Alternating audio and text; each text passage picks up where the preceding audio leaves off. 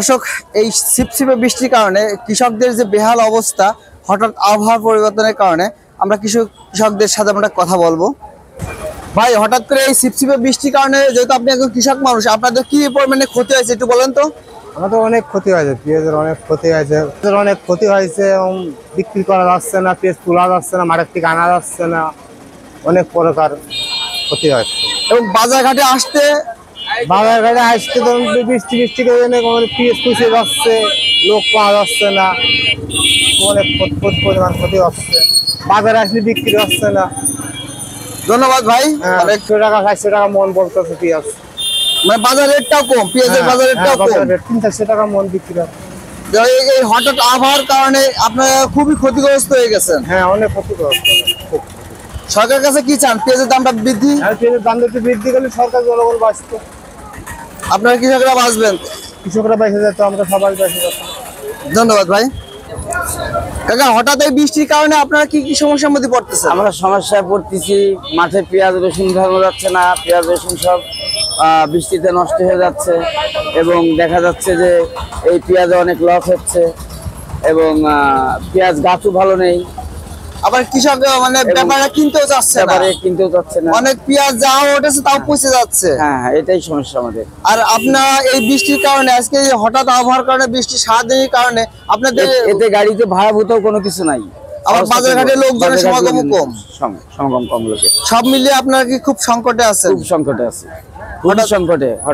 হঠাৎ করে এই বৃষ্টির কারণে, যেহেতু সামনে ঈদ ঘিরে আপনাদের একটা ভাড়া বুড়ো হবে এরকম। হ্যাঁ, এইটাই এই ভাড়াভূত না হওয়ার কারণে খুব সংকটে আছি, এই বৃষ্টির ওয়েদার খারাপের কারণে, এবং এতে খুবই বিপদে পড়বো। ধন্যবাদ কাকা। ভাই, ভালো আছেন?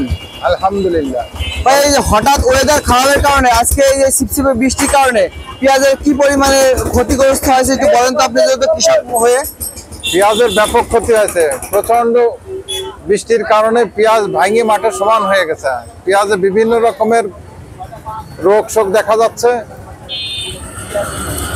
আবার যতবা যে কটা পেঁয়াজ উঠানো হয়েছে সেগুলোর ন্যায্য মূল্য দাম কি পাচ্ছেন আপনারা? ন্যায্য মূল্যে দাম পাওয়া যাচ্ছে না, কারণ এটা ভিজার কারণে পেঁয়াজ, শুকনো পেঁয়াজ ভিজে গেছে, যাওয়ার পরে এখন এটা পেঁয়াজ তো রৌদ্র না হলে শুকানো যাবে না।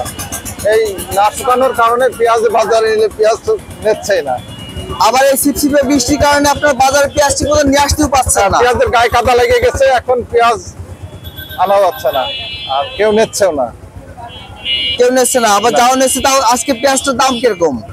পেঁয়াজ তো আমরা আজকে ফিরিয়ে নিয়ে গেলাম, আজকে বিক্রি করতে পারেন না, মানে খুবই দুর্ভোগে রয়েছে। খুবই দুর্ভোগে।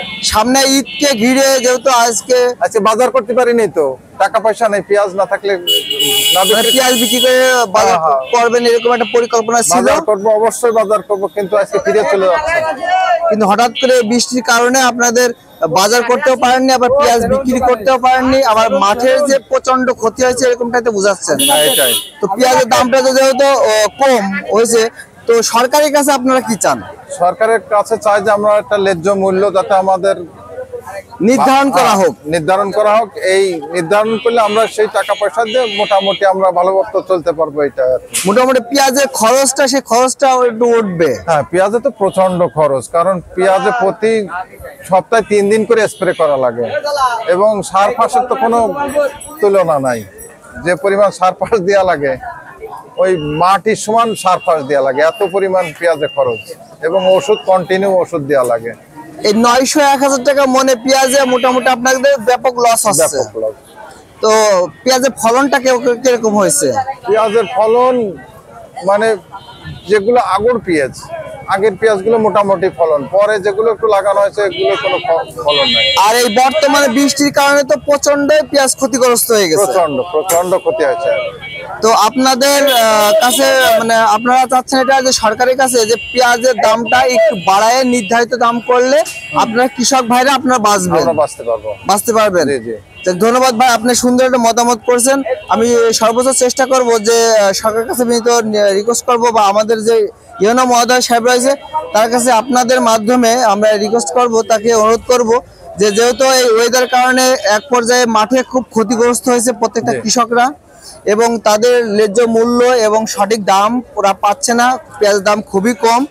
যার কারণে আজ আপনারা কৃষকরা প্রতিনিয়তই সিজন অনুসারে ক্ষতিগ্রস্ত সম্মুখীন হতে হচ্ছে।